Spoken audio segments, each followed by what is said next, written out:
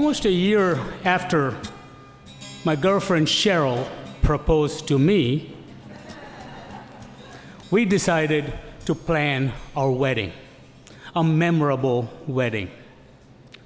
You know, the moment I said yes to her, my company decided they wanted to move me far away from her to all the way to Colorado. We were living in Stockton, California at the time. The year was 1996. So we planned our wedding on the phone because, they didn't have any smartphones back then. The plan couldn't have been simpler. On December 21st, remember this is the holiday season, on December 21st, we were going to get a bunch of our friends, get them together into a rental van, and drive over the mountains through Sacramento to over the Sierra Nevadas where there's a Donner Pass. We were going to go over the mountains to Reno, Nevada, and get married. And her mom, who lived in Oregon at the time, was going to drive down from Oregon to Reno so she could be part of our wedding. Nothing could be simpler, right? But the best laid plans of mice and men, right? On the 20th, I had to travel from Colorado back to Sacramento so we could do this. And I was living in a very tiny town, so I had to go to an even tinier airport to grab a puddle jumper to get to Denver, then fly back to Sacramento. I get there to the tiny airport, which has only 2 flights a day to Denver, and that's when the universe decided to have a 100-year storm event. Those of you who have been to Colorado, you know what a 100-year storm event is? Something that happens only once every 100 years. It happened just before my wedding. So I go to the airport and I tell the gate agent, she says, no, you can't, there's no plane. So I go, but you don't understand, we're getting married. Sir, you don't understand, there is no plane. But she tells me that when the morning flight comes, she will put me on even if she has to bump somebody else. And she does that, so I get to Denver Airport, now from Denver to Sacramento, next leg of the journey. I have done this many times in the past, but this particular time, the plane loses its hydraulics. So it cannot retract the wheels. So the pilot decides to go round and round and round Denver Airport, way more of Denver than I wanted to ever see. And then he lands, and then we have to be towed back to the gate. And then they have to repurpose a plane flying to San Francisco to first stop in Sacramento. So I'm 6 hours delayed. No plane. So our plan the next day was very simple, December 21st. Cheryl was going to go get her nails done, and then we were going to go rent the car that I had already ordered. But of course, we had only one car, so she took the car, and then she went to the nail salon, and then I wait, and I wait, and I wait. There is no Cheryl. I don't know which nail salon she has been in. So I start calling all the different nail salons in Stockton, California.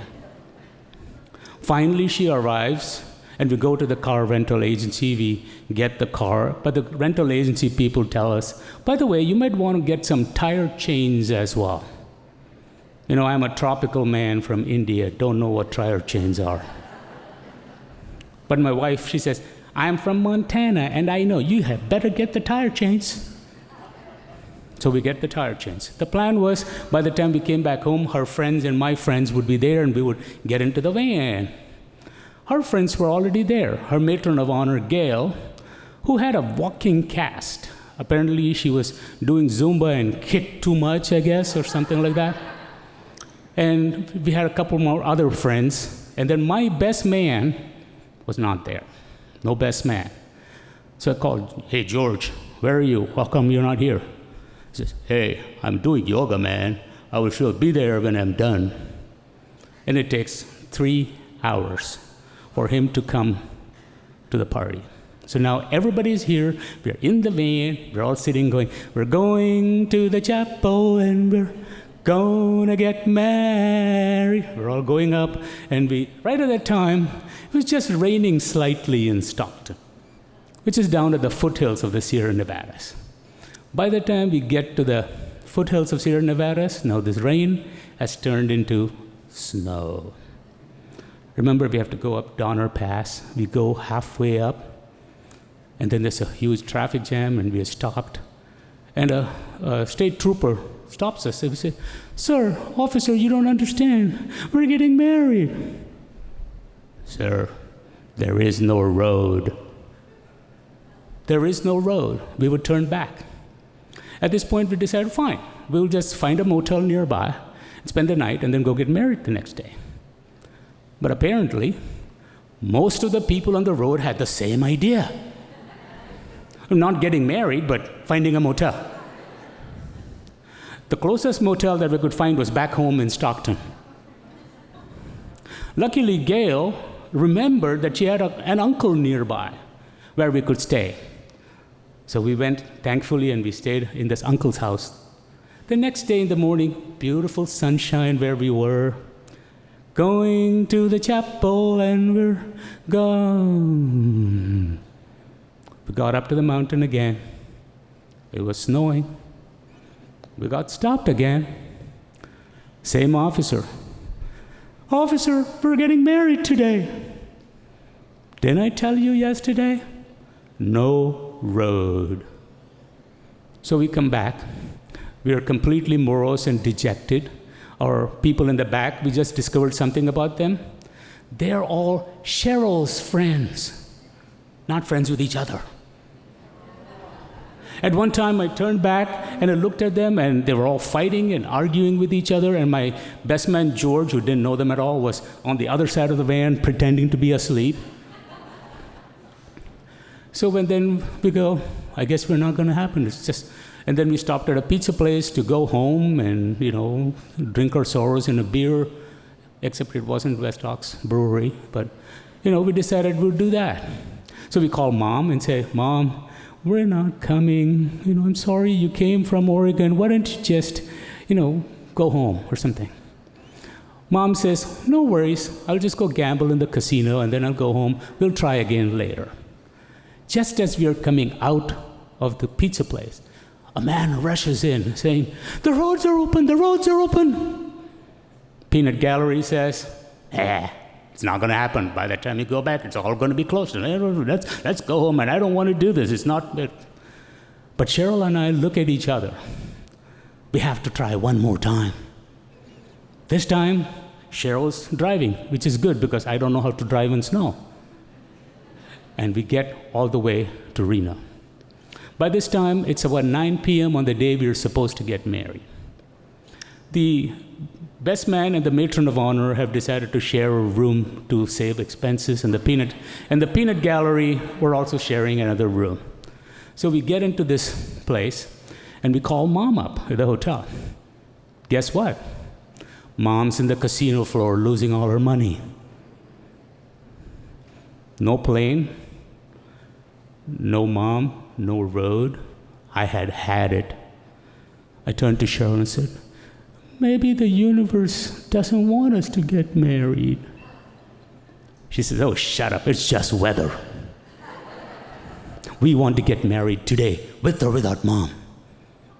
So I told her, if we get married now when Mom's not here, and after she's made all the trip, she's never going to forgive us. More importantly, she's never going to forgive me. Luckily, Cheryl saw reason. So we decided, fine, we're not going to get married tonight. Even though the chapel said, we're open 24 hours, come anytime. So we decided to go have some dinner, buffet dinner and gamble or whatever.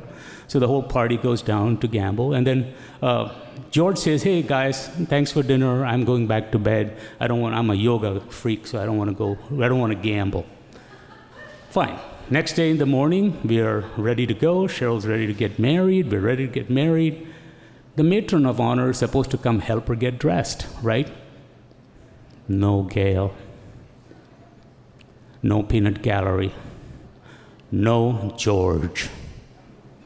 We're like, what happened? And it turned out that Gail partied a little bit more than the other people and decided to get to the room after George had gone to sleep and turned the lights off. Remember, she had a walking cast? Yeah. She walked into the door, inside the room, in the dark, tripped on the luggage, and broke her leg again. So they were all running around trying to find crutches for Gail. Finally, at 10 o'clock, we got everybody, wedding party, mom, everybody. Now we go to the Candlelight Chapel in Reno, Nevada, where the officiating minister is a man with an Irish brogue, and has probably had a lot more beers at 10 a.m. than any minister should have. So he tells me, do you promise to love, honor, and do whatever Cheryl says? Just like you, everybody burst into laughter, and I'm like, what? Is that part of the wedding vows? And I say, I do. And we have it on audio, video, and text. And Cheryl hasn't let me forget it 23 years later. On the way back, the sun was shining, everything was fine, the snow had melted. We got back to Stockton in 3 hours, just the right amount of time it should take. If weddings are supposed to be memorable, ours certainly was. Thank you.